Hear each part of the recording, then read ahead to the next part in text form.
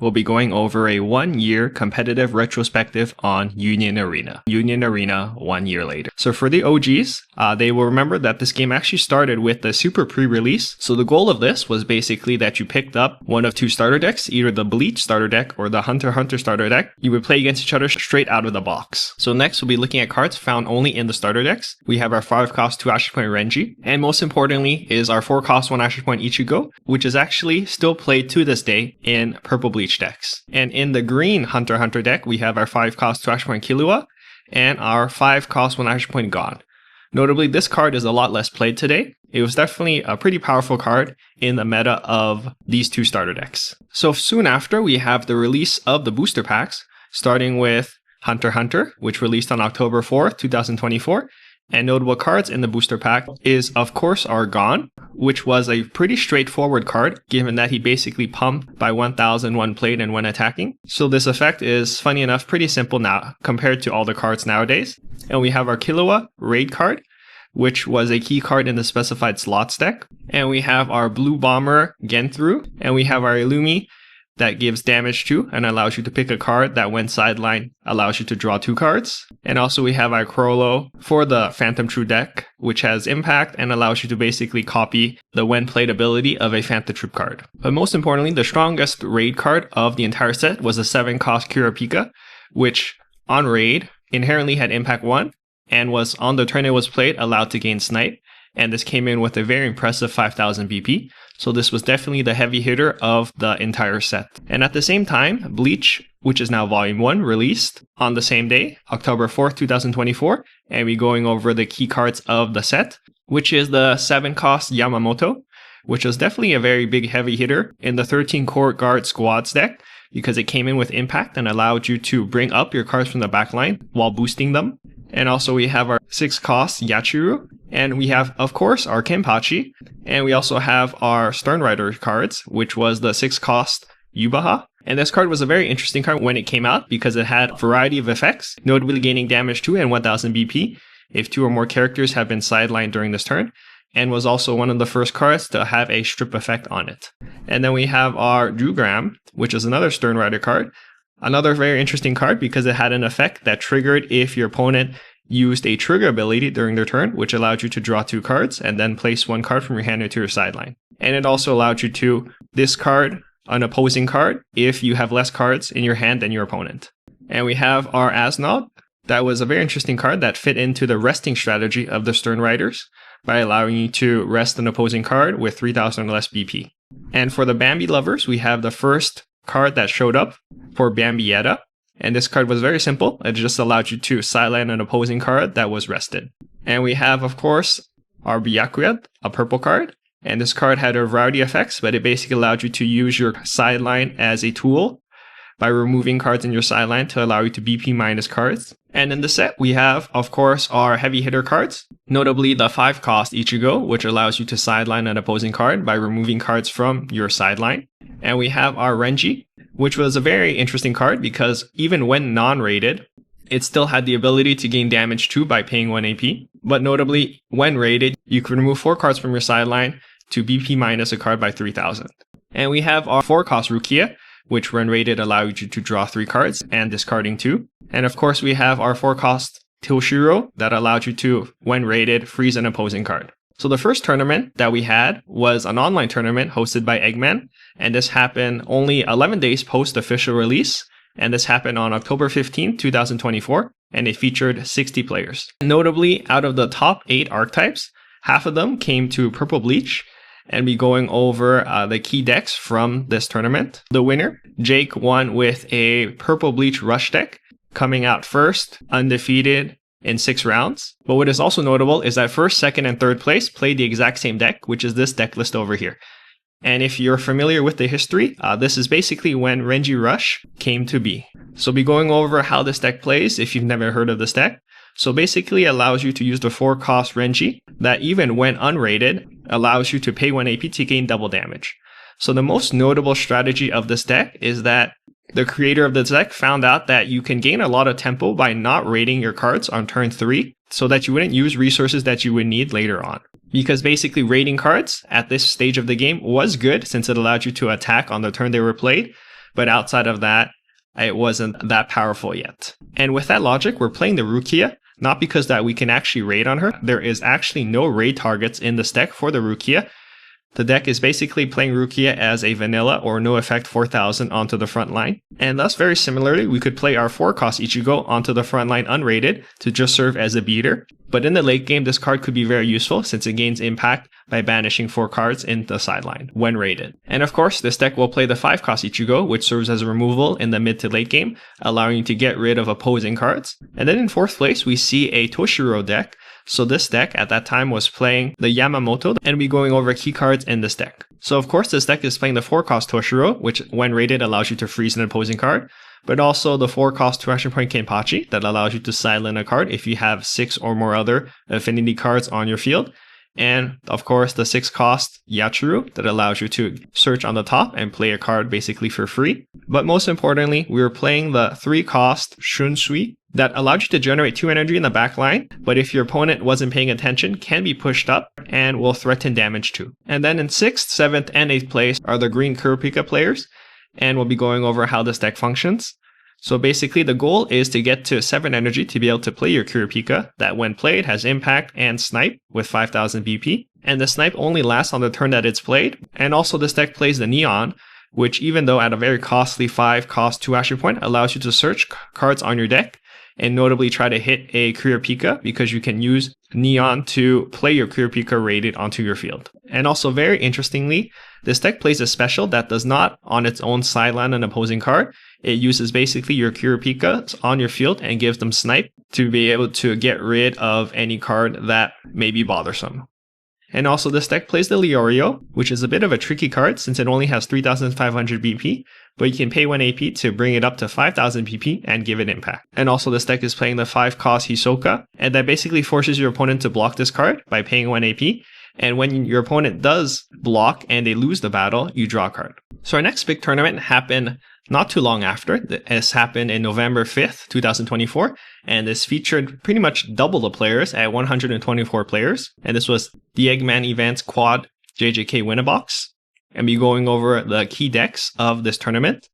So notably this time, Kurapika took over the meta by having almost half the top 16 players, but Purple Ichigo was not far behind by having 3 out of the top 16. However, the winner of the tournament was actually a Rush Toshiro deck. So basically this deck that took first place is playing a total of 16 0 costs, which today is a bit unheard of, but that was a very interesting strategy to be able to rush down Kurapika decks before they are able to get to 7 energy. And in November 22, we see the release of the starter deck for Jujutsu Kaisen, and this features everybody's favorite card, the 4-cost Sukuna, which of course gets powered up by how many Sukuna fingers you have, but also allows you to, when played, draw 2 cards and place 1 card from your hand into your sideline. But on the same day that this card got released, Bandai noted everybody that there was a pair restriction with the 2-cost Yuji in the booster pack. So basically you could not play a deck that featured both of these cards, so you can only play up to 4 of one of these cards. And then of course we have our booster pack for Jujutsu Kaisen and be going over key cards in the booster pack.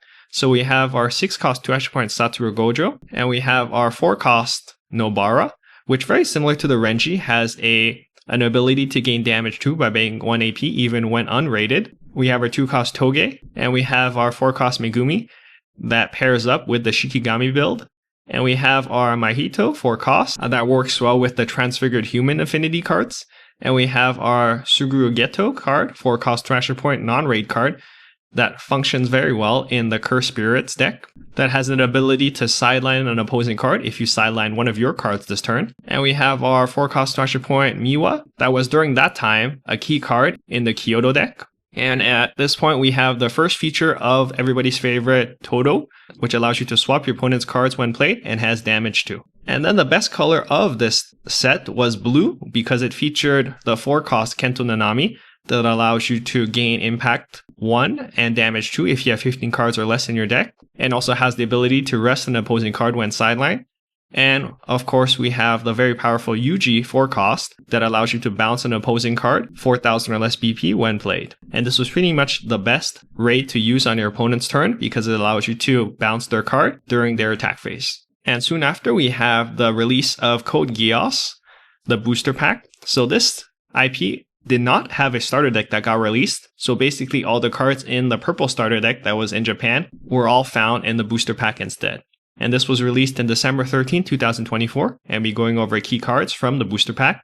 So notably, we have our 5-cost Lelouch that allows you to sideline an opposing card if you have 4 or more event cards in your sideline. And this card was played basically in the red pizza deck.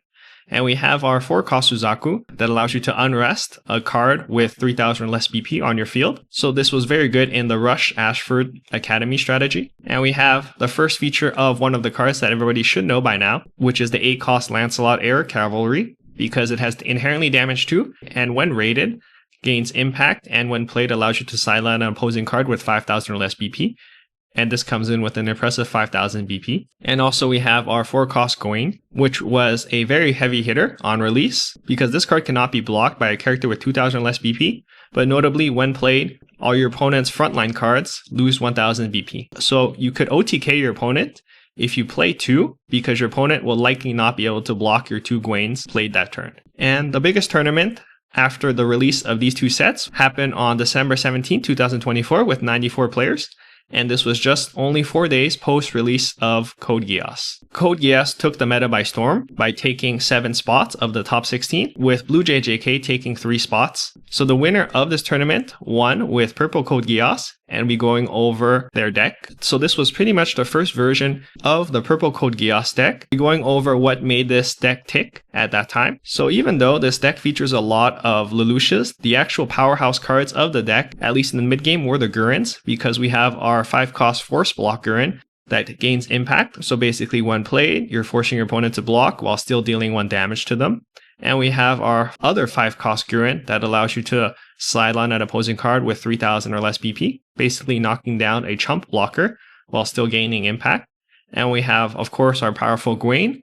And notably, at this time, they were playing the Lelouch that generates 2 energy, and when played, minuses an opposing card by 3,000 BP.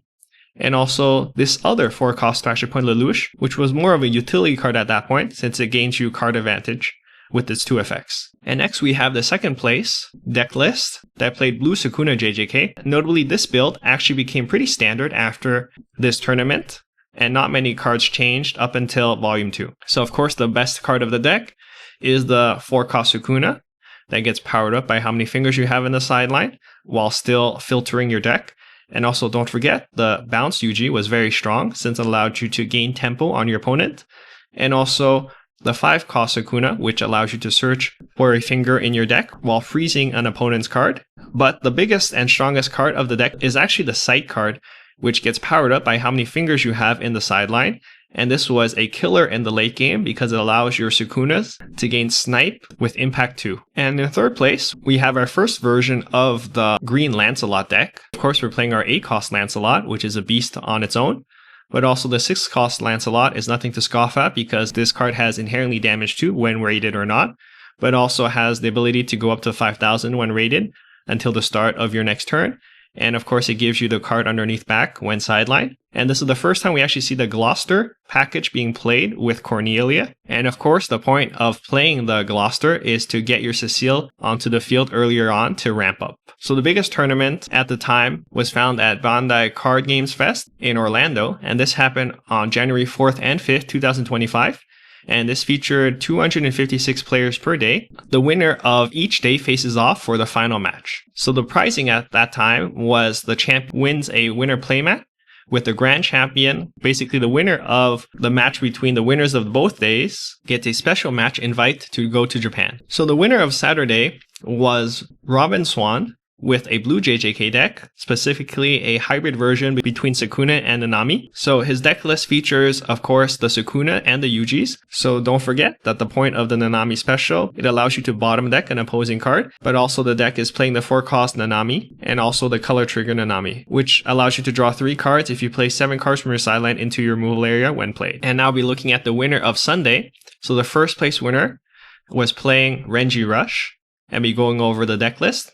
So this is pretty much the Renji Rush deck that we saw before, but just a single edition of the Rukia for giving this deck the potential of raiding a raid Rukia. And I just like to highlight a fringe deck that we never got to see ever again, which on day 2 got 8th place, which was the Yellow Gojo deck featuring Nobara. So I did a full finals game analysis that you can go watch. So I went through pretty much a full breakdown of each player's plays. So soon after Bandai Card Fest, we have the release of the starter deck for Demon Slayer. And this was released on January 17, 2025. And this came with 2 SRs not found in the booster pack, being the 5-cost Thrash Point Gyu and the 4-cost 1 Action Point Tanjiro. It gains impact if Nezuko is on the field when played. And the booster pack came soon after, on January 24, 2025. So we have our 4-cost Tengen that gains double attack when played and also powers up his wives. And we have our Inosuke that gains impact if Tanjiro is on the field. And we have our Zenitsu that gains damage too if Tanjiro is on the field. And we have our Daki that allows herself to be replayed when sidelined if you have Gyutaro on the field. And we have, of course, Gyutaro that allows you to BP minus an opposing card by 3000 and also searches for Daki on the top of your deck when sidelined. And we have our 6-cost Thrash Point Akaza that gains Snipe and Impact if you discard 2 cards from your hand when played. And we have, of course, our 4-cost Muzan that gets powered up by having 20 or more cards in your sideline. So this card can basically not be played or moved up onto your front line unless you have 20 or more cards in your sideline. But this card has Impact 2 with Damage 2 and 5000 BP. And now we have the Hashiras, which is the 4-cost Thrash Point Mitsuri that allows you to sideline an opposing card if you have a total of 6 or more affinity cards on your field. And we have the 3-cost Nezuko that allows you to swap and multi-attack with Tanjiro. And we have, of course, our Tanjiro, which inherently has impact, but allows you to add a Nezuko from your sideline to your hand, but also to play the Nezuko from your hand. And the next tournament that happened soon after was on January 21st with 106 players. So notably, the most represented deck of this tournament was Purple Code Geass, followed by Blue JJK. Unfortunately, Demon Slayer did not have a very strong showing, despite being released not too long ago, and we'll be going over key decks from this tournament. So the winner of this tournament was playing Blue JJK, Nanami. So this deck is actually very similar to the deck Robin Swan was playing in Bandai Card Fest, with some small changes at the lower curve. So the highest placing for Demon Slayer at this tournament was 9th place, and they were playing this yellow Tanjiro deck. So then we have the release of the One Punch Man starter deck, which released on February 28, 2025, and this came with the Saitama SR, which was a 4-cost 2 action point card with 10,000 BP, which officially became the highest BP card in the entire game. And this card notably cannot be removed from the field by your opponent's abilities. So basically, it cannot be removed by opponent specials or triggers. It can be removed by BP minusing it by game mechanic, but pretty much in most situations, this card will not be removed by your opponent. However, at the end of your attack phase, this card will go to the bottom of your deck, which is pretty funny. But notably, also when played, you're allowed to sideline an opposing character with 4,000 or less BP on your opponent's front line. And the starter deck also came with the Genos, which was a raid card that gained impact when played, but also when sidelined allows you to play a smaller Genos onto the field, active if Saitama is on the field. And soon after, we have the booster pack for One Punch Man, and we'll be going over key cards from this booster pack. From the red, we have our Garu that gains abilities based on how many cards you have in your sideline. We have our Speedo Sonic, which is part of a deck with a very aggressive strategy. And we have Metal Bat that allows you to gain effects depending on how many hero affinity cards you have on the field. And we have our 3-cost King, which allows you to, when raided, discard a Saitama to sideline any frontline card on your opponent's field, and also allows you to mill to power up your Saitamas. And we have, of course, the very costly 15-cost 2 action point Saitama, who had damage 7, so basically one punches your opponent. And this card could only be played if you're able to reduce its energy cost by having sufficient cards in your sideline. And of the yellow color, we have our Hellish Blizzard, which allows you to draw 2 cards. And we have the Terrible Tornado, her sister, which allows you to extend your turn, but allowing you to play event cards for free without AP once per turn. And we have our 3-cost Genos, which was a utility card for the Saitama deck, since it allows you to restand your Saitama when this card is sidelined. And we have, of course, our 5-cost Thrash Point Saitama with 10,000 BP. And this card has damage too, but freezes himself after every attack. And then on April 22nd, we have another online tournament with 62 players. And the results of this tournament were actually fairly balanced, since we had a very diverse representation. But the winner of this tournament, going undefeated, was a Purple Code Geass player, cementing how strong Purple Code Geass was despite the release of One Punch Man. So this was the deck. Not that many changes versus the previous version of the deck, only adding the 3-cost Searcher Callan that allows you to get a Gurren raid for free off the top of your deck. But notably, second place was a yellow Saitama deck. So the main utility card of the deck was the Hellish Blizzard, which despite not being played in her Esper Sisters archetype, fits well in this deck because she allows you to Pot of Greed or draw 2 cards when played. And of course, we're playing the 5 cost 2 action point Saitama. We're not playing the starter deck Saitama because he goes to the bottom of the deck, whereas this one, you're able to mitigate or reduce the downfall of his ability by playing the following cards, which are Bomb and Silverfang. So on their own, these cards are not that strong, but we're really playing them for their active trigger. So basically, Saitama freezes himself after he attacks, but if you're able to hit an active trigger during your opponent's turn, the active trigger will restand him, allowing you to block pretty much any attack your opponent will throw at you. And next we have our Sword Art Online starter deck that released on April 25th, 2025. And this came with the 4-cost Asuna that gains abilities when she's moved outside of your movement phase, specifically going up to 5000 BP with Impact 1. And we have our 4-cost Kirito that allows you to swap characters when played, and this card gains double attack during this turn. And we have, of course, our booster pack that released on May 2nd, 2025, and we're going over key cards from the booster pack, notably the 7-cost green Kirito, which has Impact 1 and also gains damage 2 if a card on your field wins a battle. And this synergizes well with the 6-cost Sinon that has Snipe, so this card will more than likely win a battle on the turn that you play this card. And also we have our ALO card, the Yuki, which allows you to set up your sideline by drawing 2 cards and placing 1 card from your sideline. And we have the Goddess cards, which were featured in the yellow color, the 4-cost Asuna, which allows you to swap 2 cards on your opponent's field, and they can't move until the start of your next turn. And we have our 4-cost Sinon, which has a variety of abilities, which depends on how much life you have. And the 4-cost Yu-Gi-Oh! That just basically has all the abilities that you would want, being Impact, Nullify Impact, and also when sidelined, we're able to pump up to 1 Kirito and 1 Alice by giving them 1000 BP and Nullify Impact until the end of the turn. And we have our 5-cost Alice,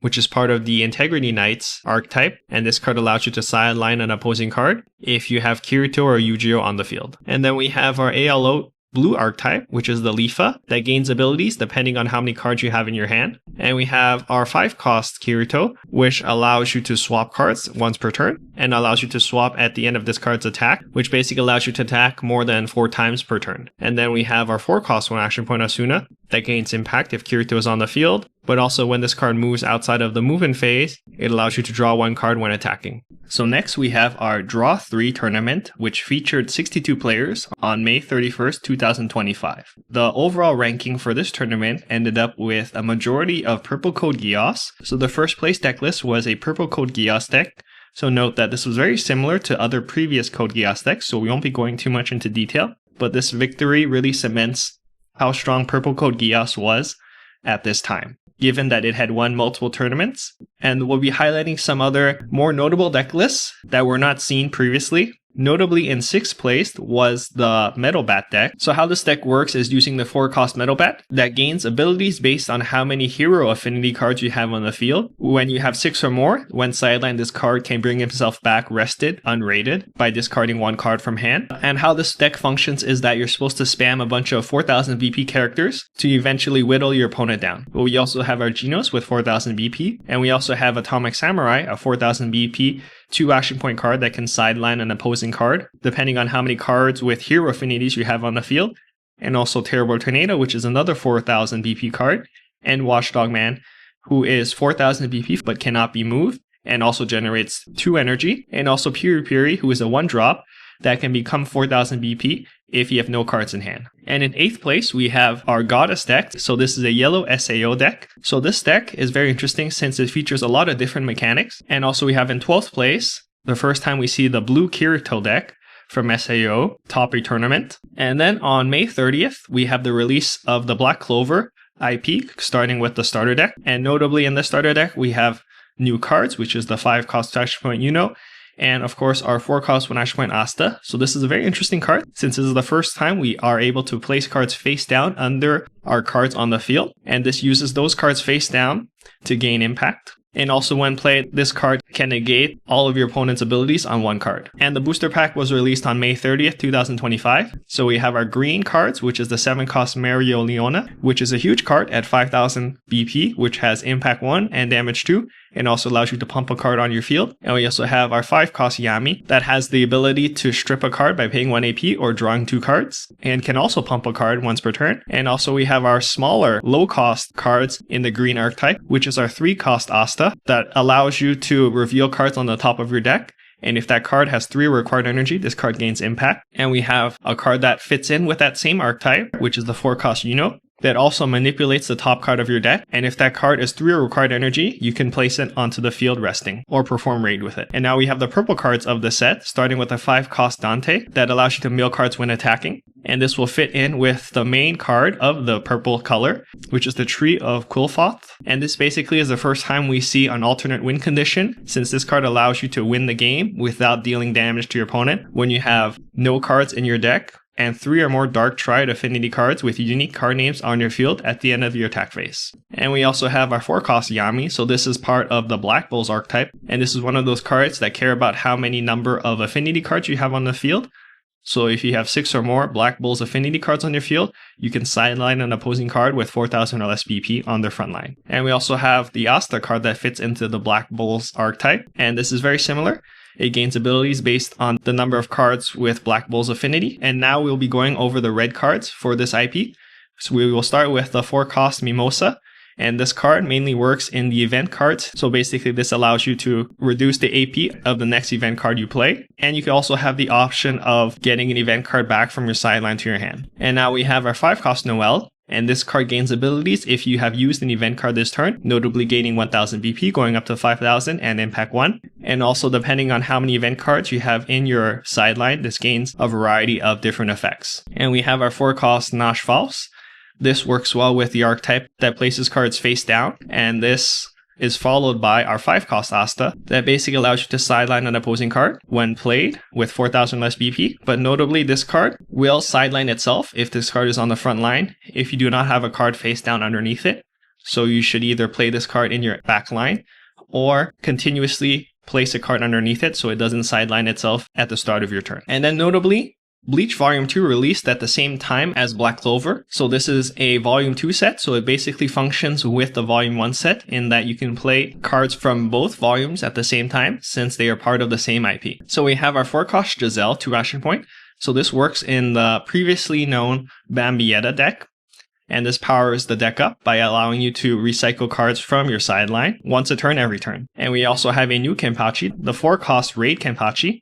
And this is a very strong card since it gains powerful abilities if you're able to raid it on top of a 4-cost Kenpachi, which allows it to be very sticky on the field since it allows you to keep the base card on the field just by discarding 1 card. So only the top card will be placed into the sideline. And then we have our 4-cost Ichigo. So this Ichigo actually works well in the Squad 0 deck since it gets powered up depending on how many cards you have in the removal or unique Squad 0 names in your removal area. So notably at full power, this card has damage 2 with impact 1, and this is very strong given that it is a non-raid card. And now we have a new special that fits into the Squad 0 archetype. And this card is very strong since it allows you to use Squad 0 cards in your hand to power it up. And notably, you're able to draw cards based on how many cards you placed into the removal area. And then we have a new card, the Senjumaru Raid, which allows you to sideline an opposing card starting at 2500 BP. And by removing Squad 0 cards in your hand, you can boost that up by 1000 per card removed. And now we have a new color introduced in the Volume 2 set, which is the blue color. And this is the Mayuri. So basically, this is a card that allows you to revive cards from your sideline. And we also have our 4-cost Rukia. So this is another freeze effect card that is actually a perma-freeze as long as this card stays on the field. And we also have our Byakuya that functions with the Rukia archetype. And the same with the Renji. And notably, the entire Rukia archetype functions on cards having 2 AP or more. So this is a new mechanic introduced. And now we have a new Ichigo, the blue Ichigo. So this Ichigo functions with the mechanic of discarding cards from your hand to power it up, specifically Zangetsu cards or Getsuga cards. And then we have our JJK Volume 2 booster pack that released on June 27, 2025. So very similar to the Bleach Volume 2. This introduces a new color while powering up existing archetypes, but we have a new Gojo, the 4-cost Gojo, the prequel or hidden inventory Gojo, that is a non-raid card that gains damage 2 if Geto is on the same line during your turn. And we have a new Megumi that functions well in his previous Shikigami archetype, since this Megumi allows you to sideline opposing cards when that archetype originally did not have many options to sideline cards. And we also have a new Mahito, the 5 cost, and this notably allows you to sideline cards on your field in order to sideline an opposing card by BP minusing it by 4,000. And most notably, we are introduced a new card to support the Kyoto archetype, which is the Ultimate Mechamaru at 6 cost. If you have the affinities on your field, this card gains impact 1. And most notably, at no additional cost, when played, this card can sideline an opposing card with 3,500 or less BP, or a sight. So this is one of the more commonly played cards that can counter opposing sights. And we also have a new Kento Nanami, and this Nanami of course gets powered up if you have 15 or less cards in your deck. When attacking, allows you to also mill a card. And also when played, this allows you to pick a card on your opponent's front line, and that card cannot attack until the start of your next turn. And we have a big Sukuna, which is 7 cost, and this card gains abilities based on how many fingers you have in your sideline. But this card has an impressive 5,000 BP with impact, and if you have 4 or more fingers in your sideline, you can actually choose all of the effects together. And we have a new color trigger in Volume 2, so this will fit well in the existing Yuji/Sukuna deck, since it is a better alternative than our previous color trigger. And introducing the new color for this Volume 2 is the red color. So we have our Geto card at 5 cost that allows you to copy abilities in your sideline if you remove them. And we also have our 4 cost Chozo, and we also have the Jujutsu Sorcerer archetype, which starts with the Yuji. And this card allows either double attack by reducing its BP by 2,000, or it can gain impact when attacking. And also we have a support card for the Yuji, which is the 4 cost Nobara. And we also have the 4 cost Gojo, that has an impressive 5,000 PP with impact at only 4 cost, but notably at the end of your opponent's attack phase. This card will place itself in the removal area, but having him in the removal area also powers up your other cards in the deck. So on July 18th, 2025, we have the release of the FullMetal archetype, starting with the starter deck. And in the starter deck, we have our 3 cost Alphonse that allows you to draw a card if this character is played with one of your abilities. So this synergizes well with a lot of the existing abilities in the yellow archetype. And we also have our 4 cost Ed that has impact, but allows you to also search a card from your deck. But notably, if you do perform the search and add a card to your hand, it will derate itself, losing the impact. But there are abilities in the deck that allow you to reattach that base card underneath it to give it impact again. The booster pack was released on July 25th, 2025. So for the purple cards, we have our 4 cost Envy, and this functions well in the Homunculus archetype. And we also have our 4 cost Lust, which functions in the same archetype. So both of these cards are more so utility cards, since they both allow you to fill up your sideline. And this is most notable since we want to get our sideline filled to be able to play the 4 cost 2 action point Father. So notably, this card can only be played if you have 20 or more cards in your sideline, and there are no cards on your field with the same card number as this card. So basically, you can only have 1 copy of this exact card on your field. And this is a pretty strong card when you play it because it comes in active with double attack. And when played, you're able to sideline any opposing card on your opponent's front line. And then we have the 6 cost King Bradley. And this comes in with a whopping 4,500 BP base. And notably, when played, this will go up to 5,000 with double attack. And now we have the cards of the blue color, which starts with our 6 cost Olivier, which functions in the Briggs archetype. Since when played, it will switch all Briggs affinity cards on your field to active. And notably, you can switch a card with 2 or more base AP card active if you discard a card when attacking. So of course, this will function well with cards with 2 base AP in your deck. And now we have our 4 cost Risa. This card is most notable in the Mustang archetype, since it allows you to BP minus cards on your opponent's field once when played, and also once per turn. And now we have our 5 cost Roy Mustang. So this is a very strong card, since it allows you to, every turn when attacking, discard cards from your hand to be able to sideline an opposing card by increasing the range by 1,000 for every card you discard. Also, this card draws a card when played. And now for the yellow cards, we have our 6 cost Green.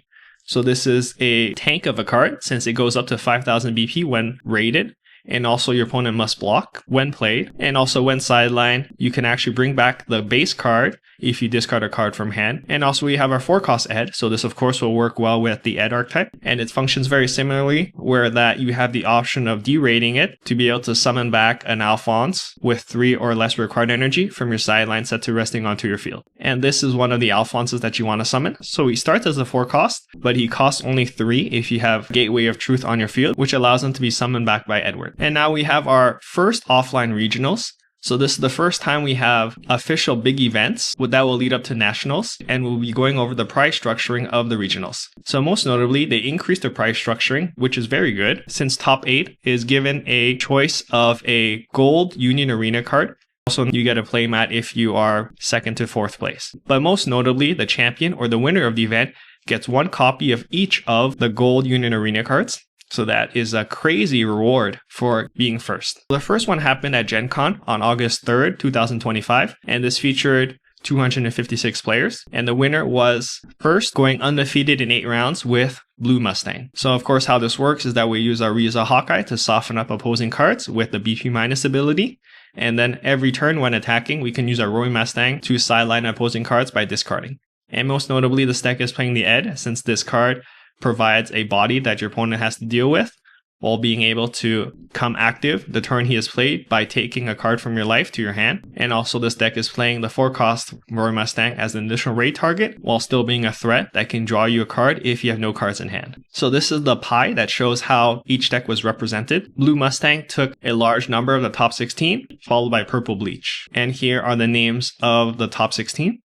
And for second place, surprisingly, we have Renji Rush, which is basically a set 1 deck with some volume 2 additions, and be going over how this deck works. So of course we have our good old Renji that when unrated can be given damage to by paying 1 AP. And we also have a new card from volume 2, which is the 4-cost Ichigo. So in this deck, we're not playing enough Squad 0 affinity cards to reach the second effect to give it impact 1.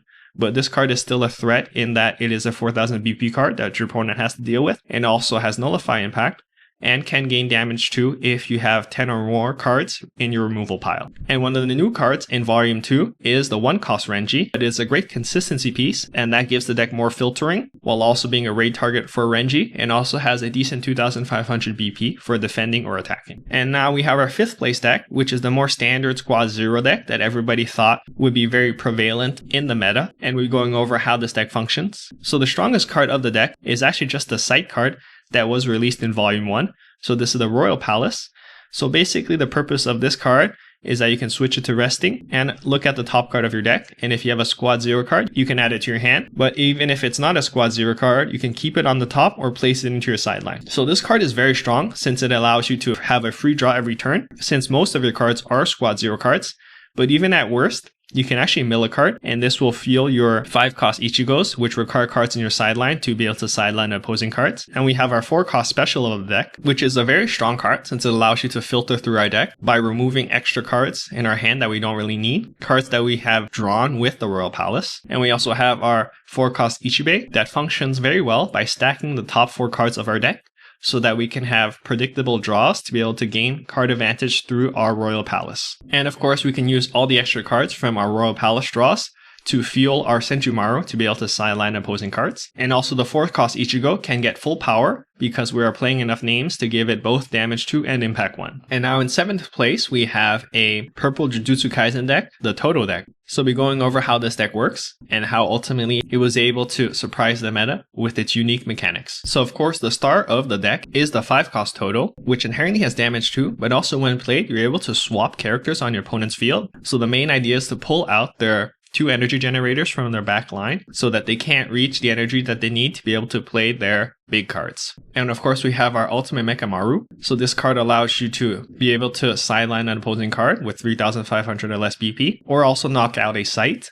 And I feel like this was very important in the Squad 0 meta, since you want to be able to knock out their Royal Palace card before they draw too many cards with it. But also this card is one of the only cards in the deck that can gain impact. So this card is very important to be able to act as a finisher. And of course, we have our Boogie Woogie special, which at only 3 energy is able to bottom deck an opposing card with 5,000 or less BP. But notably, if you have Toto on your field, you can draw a card. And there's a slight downside that your opponent can play a card with 3 or less card energy from their hand set to resting onto their front line. But the when played ability of that card will not trigger if you have Toto. And we have our 3-cost Goodwill event. And this card allows you to recycle cards from your sideline, whether that is any of the raid cards that you want to be able to replay to use their when played abilities, or to use Ultimate Mechamaru for game, or can get a card to be able to be used as a raid target. And at 11th place, we have our Yellow Saitama deck. And notably in 15th place is the Red Ashford deck. So this is a very aggressive deck since we're playing no AP restand cards. And the point of this deck is to use our small guys on the field to be able to attack our opponent on the turn they are played by using the Ashford Academy card. And our raid Suzaku is able to restand them, allowing us to attack more than 4 times per turn. And then in 16th place is a green Toshiro / Kenpachi deck. So on August 29th, we have the release of the starter deck for Attack on Titan. And this starter deck came out with the 4-cost Aaron. And we also have the 4-cost Flashpoint Mikasa that is a non-raid card that gets played active if you have Aaron on the field and also has Impact 1. And the booster pack was released on August 29th, 2025. So for our red color, we have the 4-cost Aaron that allows you to, when attacking, return cards from your front line to the top of your deck, but also you can play cards active from your hand with 3 or less required energy, and this effectively allows you to set up more than 4 attacks per turn, and the card that you summon with the Aaron will have to return to your hand at the end of your attack phase. And we also have our Mikasa that allows you to sideline an opposing card with 3,500 or less BP, and also we have our Armin that allows you to increase the BP range by 1000 of an ability that specifies the BP range. And you can do this twice if you have Armin on your front line. So this works well with the Mikasa since it bumps the range up to either 4500 or 5500 depending on when you played the Armin. But this also works very well in tandem with the 8-cost Aaron, the Attack Titan. So this card is a beast of a card since it has inherently damage 2 with 5000 BP. But also notably, every turn, if on the front line, once per turn, you can sideline an opposing card with 2000 or less BP on your opponent's front line, and it can be increased by the Armin. And also when attacking, if you have 3 or less life, you can switch this character to active. So effectively, you can attack twice with damage 2, which is insane. And we also have for our green cards, the 10-cost Berthold that has Impact 1 and damage 3, and also has a very impressive 6000 BP. So when played, you will sideline all opposing cards with 0 cost on your opponent's front line. And also he cannot be killed by opposing special triggers on the turn he is played. And also we have our 7-cost Reiner, the Armored Titan, and he is a beast of a card also since he has 5000 BP and he has Impact 1 with Nullify Impact. And also during your opponent's turn, your opponent has to pay an additional 1 AP to choose him as a target. And we have our 5-cost Annie, that is more of a supporter card since it allows you to play cards onto the field when this card is played. And it also reduces the energy cost of your Marleyan warriors by 1. And we also have our Zeke card, who starts at 7 energy but gets reduced by each Pure Titan card you have on the field. And also this card will pump up all your Pure Titan cards. And now for the blue color, we have our 4-cost Historia. And this is a very interesting card since it gets powered up by how many event cards you have in your sideline. But most importantly, if you have 4 or more, every turn, once per turn, if you played an event card this turn, you can restand an AP. So basically this allows you to extend a lot of your turns when you have event cards to play. And we have our 4-cost Ymir that gains double attack if you have 6 or more event cards in your sideline. And we have our 3-cost Erwin that is a support card for the Levi archetype. And we have the 6-cost Levi that can gain triple attack on the turn it is played if you have an AP to use. And on its last attack, it has Snipe. And at the same time, we have the Volume 2 for Code Geass, which released on August 29, 2025. And this brings in a new color, the blue color. So this starts with our Rolo and also his Nightmare Frame, the Vincent. And this card's purpose is to rest opposing cards, and this synergizes well with what the deck is trying to do, which is a lot of rest shenanigans. And we have our Shinkei at 4 cost, that is more of a filtering card, but synergizes well with the Tianzi since that card allows you to bring back a card from your sideline if it is discarded. And we have his Nightmare Frame, the Shenhu, that is a beast of a card at 4500 BP for only 5 energy. And this card has Impact 1 inherently and can bounce a card when played with 3,500 less BP. And most notably, this card has a small downside in that at the end of the attack phase, you have to discard a card, and if you do not, this card will be sidelined. But you have your Tianzi to help you by bringing that card that you discarded back. And now for cards to help existing archetypes, which is the 4-cost CC that fits well in the Pizza archetype. And we have our 5-cost Flashpoint Lelouch that will fit in the existing purple archetype. So notably, he supports more the 2 action point archetype since he gains abilities if you're able to discard a 2 AP cost card from your hand. And we have a new Suzaku for the color green, which is the 2-cost Suzaku. So this card is more of a support card for the Knights of the Round archetype, but that archetype is not what I would say is the strongest form of the green Code Geass. It is actually this card, the 2-cost Nunnery, that powers it up the most, but at face value, this card does not seem that strong. But it's really its synergy with the Gloucester, since it acts as another prime target to be able to generate energy for you to be able to go up to 8 energy to play your 8-cost Lancelot. And now we have our biggest event to date, which happened on September 21st, 2025 at Bandai Card Fest. And this event notably had over 350 players, since many players from the waitlist were able to get on and play. And we have our first place deck list that went an impressive undefeated 9 rounds, and this player was playing Green Code Geass with the notable additions from Volume 2. So here are the decks with their rankings. And this is the overall distribution of archetypes in the top 32. So notably in second place, we have Blue Mustang that says that its showing at Gen Con was not a fluke, that it remains a very strong deck. And also in fourth place, we see Green Bleach Kenpachi still perform very well. And also in sixth place, we have Renji Rush. And we have notably Green Saitama taking 7th place. And just to remind you how this deck works is that we want to play our 15 cost 2 action point Saitama that has damage 7. And this card ultimately gets its energy reduced by how many cards you have in the sideline. But we also have a smaller version, the 15 cost 1 action point Saitama. And the main card that synergizes and brings it all together is our 3 cost King that generates energy even on the front line and allows you to mill every turn. And we have our 4 cost Silver Fang that gives all your heroes the protection ability that they cannot be chosen by abilities on characters or event cards unless that player places 1 card from their hand into their sideline as an additional cost. So this allows you to protect your energy generators from cards like Toto that will want to swap them and protect them from specials. And we have in 8th place, the Nami Sukuna / Yuji deck that is coming back in form. And we have in 16th place, a variation of the Green Saitama deck from One Punch Man. And notably, this deck is playing 4 Serious Punch cards. So if I've played against this deck, and this strategy is very different from how most decks would play, in that you're not actually attacking your opponent in the early or mid game. You're really trying to set up and control the board to be able to land a serious punch to be able to prevent them from ever winning the game. And then you can set up a board state where you can use your 15 cost Saitamas to be able to one punch them from a game. And now we'll be going over our latest sets, which starts with the starter deck for Rurouni Kenshin that released on September 26, 2025. So the notable cards from the starter deck are the 4 cost Kenshin, and this is the pushback Kenshin. So note that all red Kenshins have the ability / downside that they can actually not sideline opposing cards. They will effectively push them into the backline. And if the backline is full, your opponent will choose a card to remove before that card is pushed into the backline. So this card is great in that it can push back threats that would otherwise block the Kenshin, and this card has impact. And we also have our 3 cost Kaoru that allows you to draw a card once per turn if you have not sidelined a card during your turn. And we have the booster pack that released on September 26, 2025, and we'll be going over the key cards. And notably, we have our other raid Kenshin, the 4 cost, that also has the cannot sideline cards mechanic. But notably, this is the double attack Kenshin, since you can every turn discard a card once per turn, and this allows it to double attack. And then we have our 2 cost Kaoru. So this is more of a protection Kaoru, since it gives one of your Kenshins the protection ability that if they were to be chosen by an opposing card, the opposing player has to discard a card to do so. And we have our 5 cost Sanosuke that is a very strong card since it has a lot of abilities, notably damage 2, nullify impact, and also has the ability to gain impact if your opponent tries to block it. And we have for the purple color, the 6 cost Hajime. That is a very interesting card since this card can attack from the backline, but also notably it can gain snipe on the turn it is played. So you can snipe impact with it with 5000 BP on the turn it is played, but it will move to the front line. And we have the support card, which is the 4 cost Hajime, and this is a searcher for the deck. And we have our 4 cost 2 action point Makoto that allows you to mill a card off the top of your deck.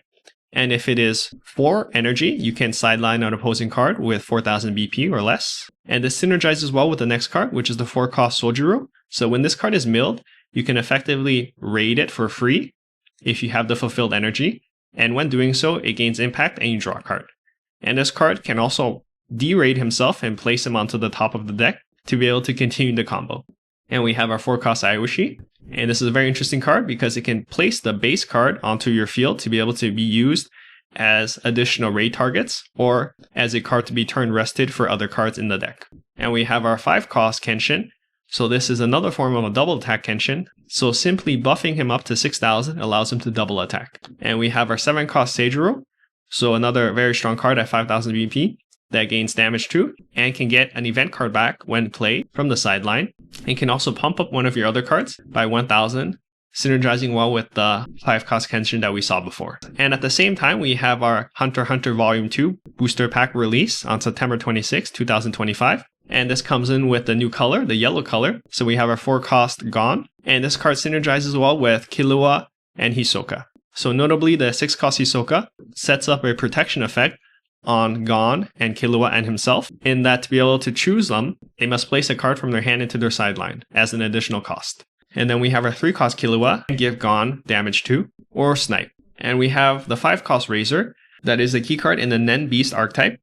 And this whole archetype synergizes by placing cards face down underneath your cards. So notably in Volume 2, we also see the release of cards that do not exist in the Japan meta. So these following cards were released specifically for the English meta, in that they are new cards. So we have our 3-cost Killua, our 2-cost Gon, and the 1-cost Illumi. And we have our 4-cost Kurapika. And notably, cards that support previous archetypes are the 4-cost Gon, that powers up the specified slot archetype, the 5-cost Killua that does the same, and also we have Team Genthru, that is a card that supports the Blue Bomber archetype, and we have our Krollo for the Phantom Truth archetype, and Illumi for the Zoldyck family archetype, and Killua for the Zoldyck family archetype also. So for the green cards, we actually have cards that set up a new archetype, which is the Green Friends archetype. So Gon gains abilities based on how many unique card names are on your field. So you would get powered up by having Killua, Kurapika, or Leorio on your field. And the same thing for the new 4-cost Kurapika card. So our next upcoming regional that happens very fast is the one that happens in Los Angeles on October 4th. So I'd just like to take the time to do some 1 year later reflections. So the good, I would say so far, Union Arena has a very healthy meta. There has never been a long stretch of time where only one deck has dominated. And even if one deck has been the number one deck, other decks have been very viable to play. And also there's a very low cost of entry because the card game is locked within different IPs. You don't actually need access to all the cards to be able to build a competitive deck. So that leans into the next point, ease of entry. So basically, if you wanted to start the game, you don't need any cards that just happened to be released 1 year ago. In that if you want to play Kenshin, great. You can buy 2 starter decks and a bunch of Kenshin booster boxes and you're pretty much ready to go because you have all you need. And you don't need to go into the secondary market to look for staples that got released 1 year ago. And then we'll look into the ungood. So of course, the main concern for new players is that a lot of the cards will be using screenshot art. Can this be fixed? Hard to really say, since Union Arena releases a lot of new cards every set, so I'm not sure if it'll be feasible to have alternate arts for every card, but this is just what we have to deal with. And best of one. So I would say a lot of players complain about natural swinginess of the game, makes it a bit unfun if every round is just a best of one. I would say that if we made this game just best of 3 with the same deck, it would come very stale. I would say that the best alternative format that I've seen so far is that when you bring 2 different decks of different colors and you have to win with both decks. I think so far that has been proven for myself to be the most fun alternative meta. And also mulligan improvements. So even though we have one of the most generous mulligan systems of any card game, there still happens to be those games where we just can't play anything and it's pretty unfun. Are there improvements that we can see? Hard to say, since some mulligan improvements can prove to be very, very strong. But I would say the best one that I've heard so far is that we keep the same mulligan system, in that if you don't like your first 7 cards, you can take the next 7. But I would like to add, if you don't like the next 7, you have the opportunity to take the next 6, so 1 card down, so that you would never want to do this if your first mulligan was good, and you would only do this if your first mulligan gave you an unplayable hand, which seems pretty fair to me. Alright, thanks for watching, and like and subscribe for more videos.